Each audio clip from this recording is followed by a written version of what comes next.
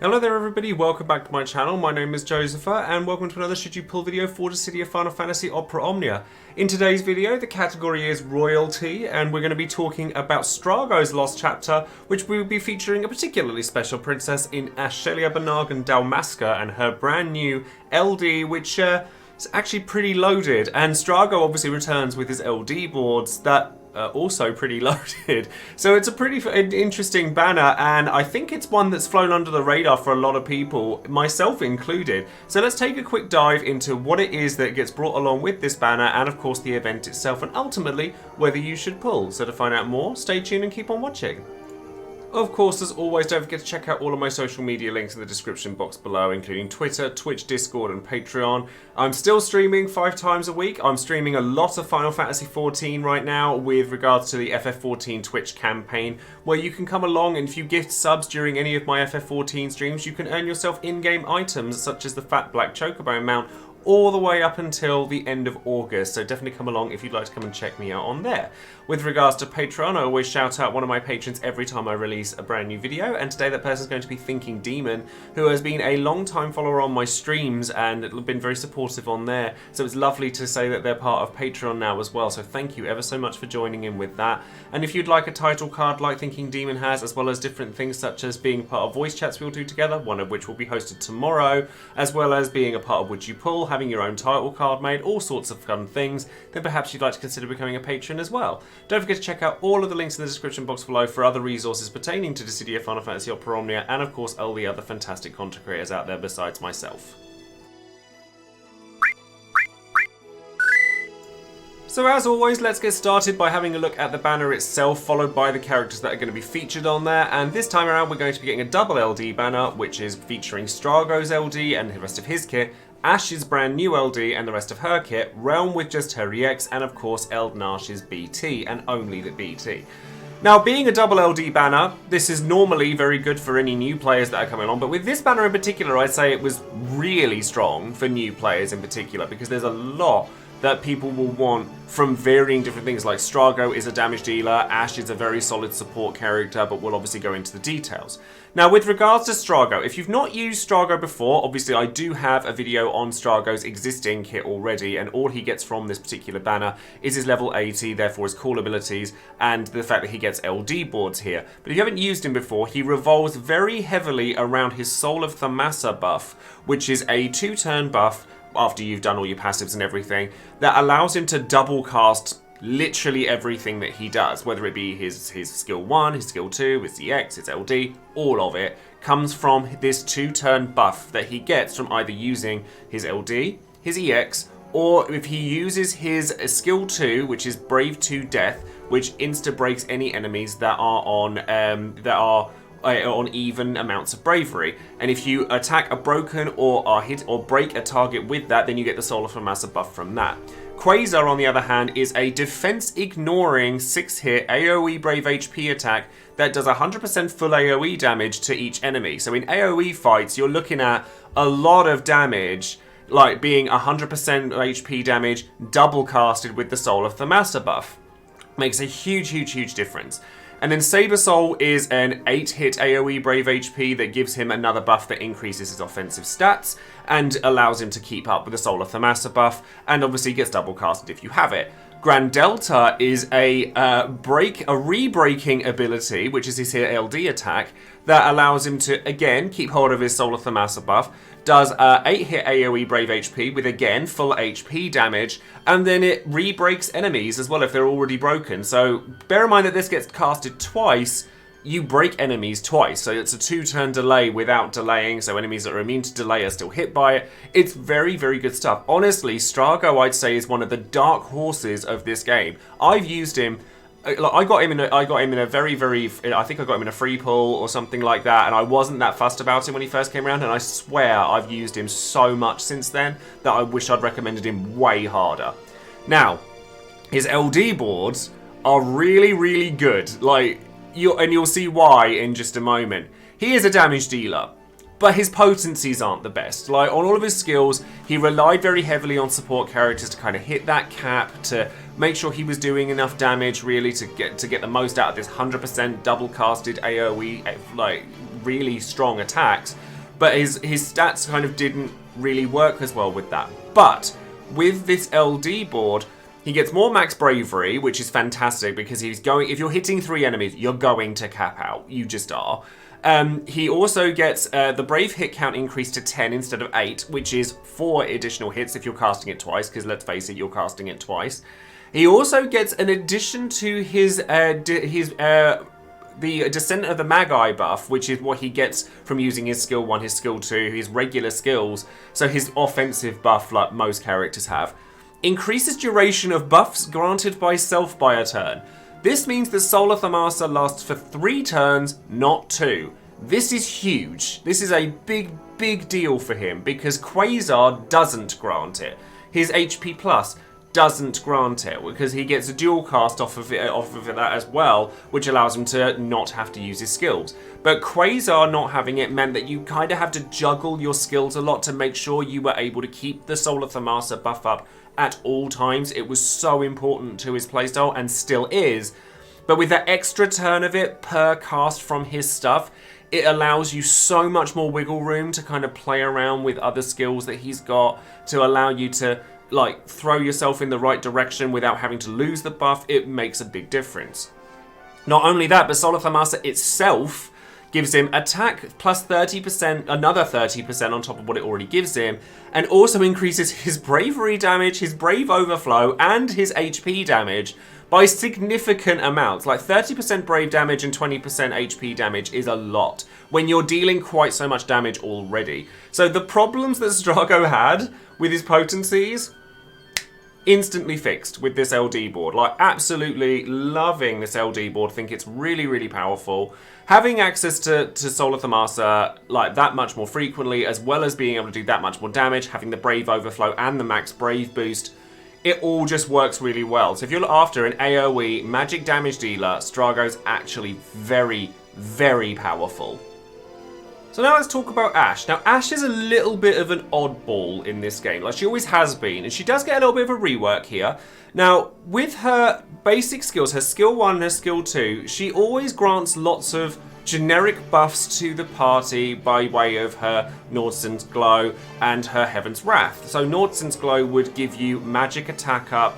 It's decent amounts of effects, but it was always single target. All of her skills had like single target stuff. Like, she didn't do an awful lot of damage. She was there more or less as an aura bot and not a lot else.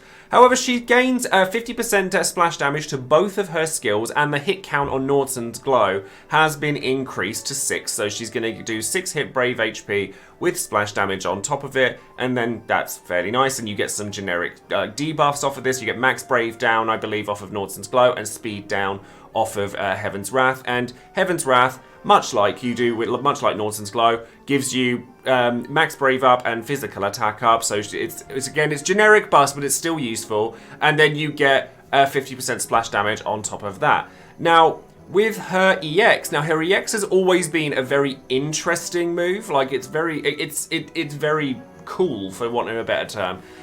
It grants her the Dynast King's Bloodline buff, which allows her to have her HP pluses, etc., and also increase her offensive stats. And you get a Thunder / Holy. That's something that's also very pertinent with her kit, is all of her stuff is Thunder and Holy, and this will become relevant with her kit as well. You get Arc Blast after you've used this, so you get a Brave HP attack and then a follow-up attack, Brave HP attack, which paralyzes the target, which is very good for obvious reasons. It means that Ashe kind of becomes this jack of all trades but master of none, doesn't really carve out her own niche at this point, until we get to her LD, of course. But she does lots of little things. She has paralysis in her kit. She had an early case of multiple HP dance by having a follow-up attack. She gained through her EX Plus, she gained splash damage on both Arc Blast and Maelstrom's Bolt, so it was hitting a bit harder. You get a free skill, and you get that. However, I do want you guys to take note of one bit on this particular, on the EX, is where it says the Dynast King's Bloodline gets an added effect of granted buff duration +3. This becomes very relevant when it comes to her LD. So let's take a look at that LD. So we get Divine Retribution. I have a real thing for like these holy smiting attacks like Beatrix or Orlando or anything like Agrius, all stuff like that. I have a real thing for this, so I really love Ashe for it. So she does a 8 hit increase to 10 hits when she gets her LD boards, AoE and Brave HP attack with 100% AoE, which is great. It imperils Thunder and Holy on your opponents, which is fantastic. We really like that. Really, really helpful. Because all of her kit pertains to Thunder and Holy, so at least she's able to do that. And it also gives her the Noble Oath buff, which increases Party Brave Overflow, increases Bravery weakness damage as well, which is going to be very, very relevant to what she gives as well. It gives her Party HP regen, which is fantastic, because up until now, her kit, being a support character, didn't really battery bravery or heal HP, so it was a bit of an outlier in the support category. But with this, now she's at least got HP regen, and she enchants the party for both Thunder and Holy. This is really good because obviously, like, she's able to deal with all of her own kit as well as that. Just bear in mind that obviously, being a dual, like a dual elemental thing, there are going to be enemies, you know, particularly for Thunder and for Holy, that have absorption for one of them. So normally, like, you do have to be careful with that with regards to Ashe, but it's still really good. However, the really strong thing when it comes to this is what it turns her HP attack into. Her HP attack that follows her LD becomes Queen's Order, which is a 5-hit Brave HP attack with splash damage. It recalibrates the party move order in the same way as Onion Knight would, but it also fills your entire party's EX gauge to max, like that, which is very unusual and in the right party, very powerful. You also get the Queen's Order buff, which is added for 1 turn. Now, don't forget I said that the Dynast King's Bloodline buff got a little bit of extra something on it, so this is not 1 turn, it's 4, and that's important as well. Now, the Queen's Order buff increases bravery damage dealt by 30%, it increases Brave Overflow limit, and it increases your HP damage dealt by 30% for 4 turns. That is a lot. That is a lot. So the fact that you're getting all of this all at once, and she gets 4 uses of this as well, it's really powerful. Just as a all-round party buffer, debuffer, healer, like turn manipulator. She's got paralysis on her EX. This LD fixes her so much because she was always fairly underwhelming. Now I'm very, very happy to say that she's not. And then with regards to her LD boards, she also starts with the Noble Oath buff, so you don't have to use the LD straight away. So you still get the Thunder and Holy enchant, you get all of that, everything, etc. Also, while Noble Oath is active, she imperils Thunder and Holy with everything that she does, and increases her own HP damage as well, but everything she does reapplies that Thunder and Holy imperil. So putting her in parties she just goes in so many things. She's very, very strong. I wouldn't say she was ever like 100% mandatory, but then no character really is. She's very good, and it's so hard to not recommend her because of how many different things she does all at once. Not only this, of course, but both of these characters get cool abilities and high armor plus, so let's take a quick look at those as well. Now, Strago, I actually think, is very, very strong as a cool ability on the back of the fact that he does instant break or re-break, or instant break, just breaks things repeatedly with both of his cool abilities. However, he doesn't have the Solar Thamasa buff when he does this, so you're only going to get 1 use out of these when you use them. But Brave to Death being a instant break on anything with even bravery is a fantastic counter to anything that gains a lot of bravery, sort of like, you know, as long as it isn't an even number and not 99999 or anything, obviously being an odd number, but it's still really strong and you're still getting a decent amount of damage, and you get max brave and attack up for doing it as well. And then Grand Delta does the full shebang, instant breaks anything, 10 hit brave HP attack with 100% AoE damage, and you get attack up and brave overflow limit from it, which is, it's just good. We've seen instant break calls such as Jack or Caius. They just tend to be very strong, so it's hard to argue with one like this. Strago's high armor is attack keystone. I would highly recommend picking this up because the kinds of fights that you're going to bring him to will be AoE fights. and therefore you will be capping out on his bravery frequently, particularly if you're bringing along a strong support character to augment his damage. And his HA+, I actually quite like it. It's pretty good. It increases his brave, or like held bravery limit, so his HP damage limit by 30%. So in the right fight and with the right support, you'll probably find you are hitting this, so you're able to deal monstrous amounts of damage just by using Quasar or his LD. You're just gonna hit really hard, and with AoE damage in particular, that helps, specifically 100% AoE. Being able to break your HP damage limit is gonna be huge for Strago. So if you're low on it, you don't have to get this. But if you've got a character in mind that you're kind of going, I might give a little something something, Strago might be one to look at.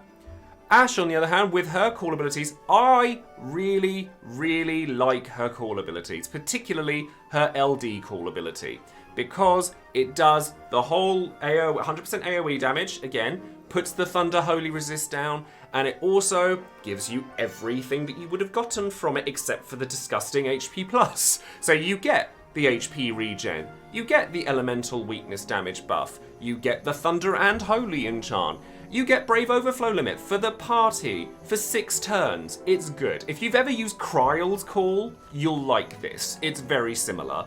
But obviously you get the Imperil, you get the big attack on the end of it. It's just very strong.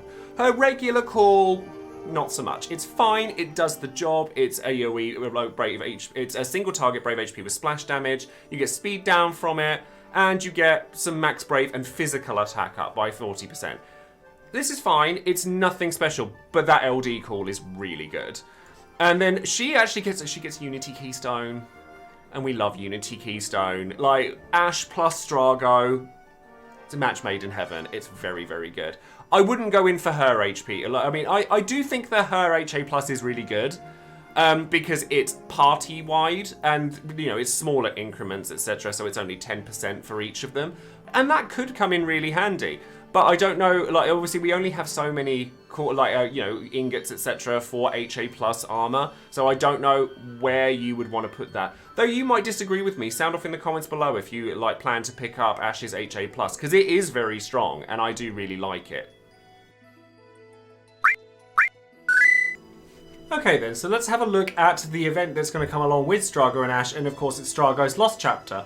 Now the Lufenia in this one's a little bit odd in the fact that it has 2 waves, where most Lufenia missions actually don't. Whereas this one has the first wave, which is just prototype, so like Proto-Omegas. You've seen these plenty of times before, they're weak to thunder. They charge up a big attack, as long as you kill them before that goes off, you won't have any problems. And then the second wave are the Fierces. And the Fierces are like variants on the Behemoths from FF13 that stand on their hind legs and re-heal themselves after a certain amount of damage is taken. Now these ones don't actually heal themselves when they stand up. When they stand up, or whether they're on 4 legs, just denotes the kind of moves that they're going to use and the biggest things that you have to worry about, which is their auras, their varying auras that they put up. So the first thing first to talk about with these is the Lufenia Orb. The first wave doesn't have one, the second one has an orb from the start of the fight until around 80% HP, and then it reappears at half health until they're dead, and this asks for thunder damage or holy damage, which adds 1 turn to the count, and obviously with it being Ashe's event, if both types of damage are dealt, then the Lufenia count will like directly go up as opposed to staying the same. Now, you can circumvent this without Ashe in many different ways, as long as you're taking the correct characters. Cecil, for obvious reasons, is very, very powerful here. Cecil with, say, Kryle Call or anything like that, any kind of, like, Thunder Enchant Call, is going to do very well here. Or you can take your second character, be somebody like Desh, or Raijin, or Kryle herself, and then that will work as well. Kuja, not so much, because his damage is a little bit lackluster. If you have Cecil, I would always pick him first. But as long as you've got the ability to have access to Holy and Thunder damage at some point during the fight, bearing in mind that burst phases and summon phases, the orb won't tick down, so you'll be able to tick it back up to 9, where you're able to get it to a manageable amount, and just deal a lot of damage.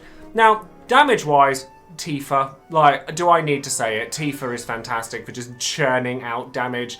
But you will also want to bring somebody that can instant break along with you as well, because when they put up a blue aura while they're on all fours, they become resistant to everything. So like ice and thunder and earth or holy, all the stuff that they would have been weak to, they suddenly become very resistant to, and they can only take bravery damage from magic damage. Everything else they absorb. Everything else. So you want to bring some form of instant break, which is what Strago is designed for, in order to counter that. And then they also have a really nasty white aura while they get up on 2 legs, where they will gain a massive amount of bravery, an even amount of bravery, brave to death, obviously, and they'll sap you, like your whole team, every turn, so until you break them again. So you'll have to deal with that. Now, for obvious reasons, Strago and Ashe obviously work very well here. However, Galoof is also very strong here as well, because especially when you've got, you know, Cecil with your holy enchants or anything like that, you're able to deal holy damage on your opponent's turn, which makes the orb a little bit more manageable. And because his LD attack and his regular counter are 2 separate attacks, they'll actually add 2 to the counter instead of just 1. Similarly, you could bring characters like Gabranth is very good here. Trey, there's lots of characters you can bring along that have that instant break capabilities, but also reduce the amount of damage you take. That will help out a lot here as well. Now, the other thing that you do need to bear in mind is that if you take 20 turns in a row without letting the enemy have one, then they're going to put up a yellow aura where they reduce all bravery damage to 1 and all HP damage to 0. So characters like Terra, not going to be quite so hot in this particular fight unless you space everything out correctly and you bring the appropriate characters. But as long as you let them take a turn, it doesn't matter how they take that turn. Obviously, with Ashe having access to paralysis, you can paralyze them and there will still be a way to get rid of it. Because of that, you can actually take a launch team of your Kais, your Cloud, your Dark Knight Cecil, and still work very, very well here, because the amount of damage that they deal within each individual turn is so consistently strong that you can wear it down that way. Just be sure that you have access to Thunder and Holy damage somewhere down the line, preferably during Cloud's Burst phase, during summons, things like that, so that you're able to not fall prey to the Lufenia Orb. Other than that, though, this actually isn't too difficult of a fight. It's just checking whether you have the correct characters for it.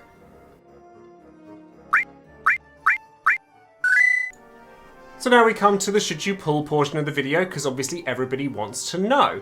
I genuinely think this is a pretty, really strong banner. Like, both of the characters here featured are very powerful and in very different ways as well. So if you were a newer player, this banner is fantastic for you. Strago being a very powerful magic damage dealer, AoE suite with instant break capabilities that are usable in many different Lufenia missions, past and present.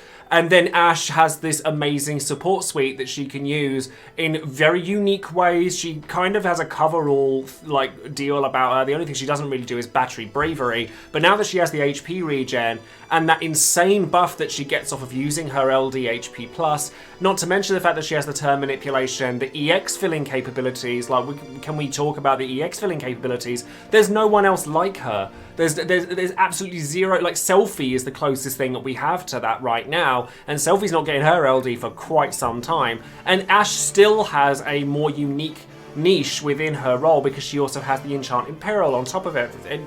There's a lot to really like about Ashe. If you don't have either of these characters, I definitely think it's a worthwhile banner for anyone that doesn't. If you already have Strago, it's a really hard pick.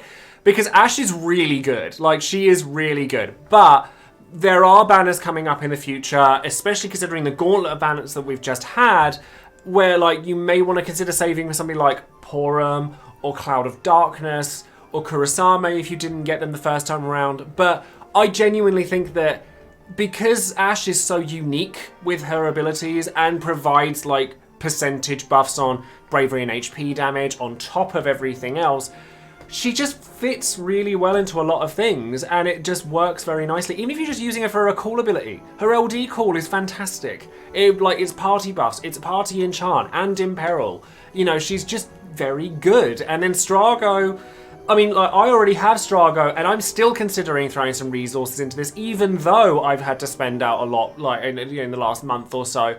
just because Ashe is so enticing. But Ashe does come back in a banner, sort of that should come around near the winter with Zack's LD, so that's another thing that might be noteworthy. If you're waiting on Zack, then maybe you might want to hold out on this banner because, you could get Ashe along the way to Zack or something like that. So there are other times when you can get hold of Ashe, and Strago similarly does return eventually as well with his level 90, and his level 90 makes him even stronger than it already is, and it's really quite potent. Like, the boosts to his EX are fantastic, but obviously we'll cover all of those nearer the time. Right now we're just talking about the LD boards and etc., and he's still really good. Like, I really enjoy using Strago. I have done since I got him by accident the first time around, and I think you would too.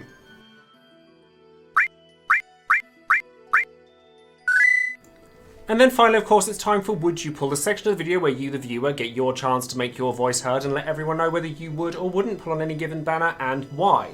Now, of course, a massive thank you goes out to all of my patrons for their comments, their votes, etc. And obviously, if you want to full access to the database of what everyone is saying, because I can only feature so many on a video, of course, then it's something that you get as a benefit for being a patron. So do check out the link in the description box below if you'd like access to that as well. Now, people are very split when it comes to this particular banner, and I know why, and I am as well, because I don't know how I'm going to spend on this banner, but I'm sure I'll end up spending something. 10% of people have said yes, they're going to use gems here.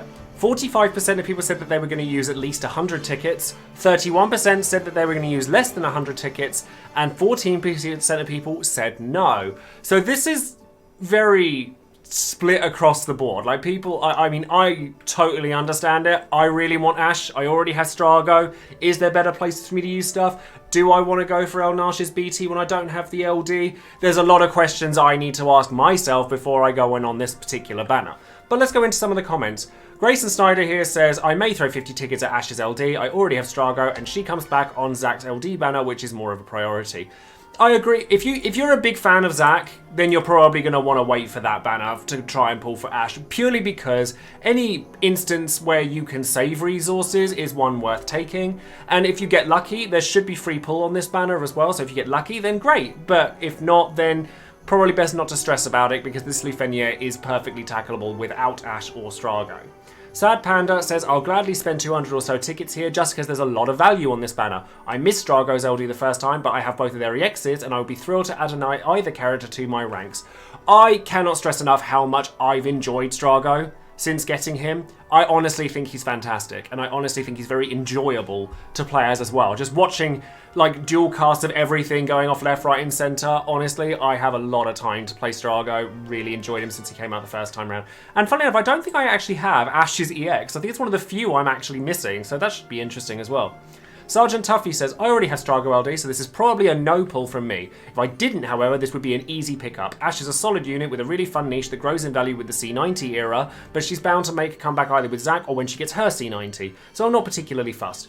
Strago, however, is a unit that's criminally slept on. With his LD boards, he puts out crazy AoE damage, has rebreaks, and will be usable for a long time forward with a fresh early C90 to lift him back up as he starts to fall off. Strago is a great pick that can round out a lot of rosters, would definitely encourage others to toss him some tickets, and Ashe ain't no slouch either. I'm just more interested in picking her up later. Absolutely, 100%. No disagreements with anything said here. C90 era, which obviously we're not going to see for quite some time, is a really nice to Strago, like really nice to him. So he definitely has long-term value on top of everything else as well. Atoy Project finally says, gems for me. Ashe comes at an interesting time. Instant charging EX can be really cool, but for many characters their EX is now an afterthought. The most interesting will likely be those with unique debuffs such as Kadaj or Eald'narche, or instant launches. Not that Tifa needs help. I am looking forward to having her, but also recognise, like Onion Knight, that the LD isn't as cool as it would have been if it had come earlier. This banner is great value for me though, as I need everything on it. Ashe, Strago's full kit, and Eald'narche's BT, which pushes it from tickets to gems for me. Happy pulling to everybody.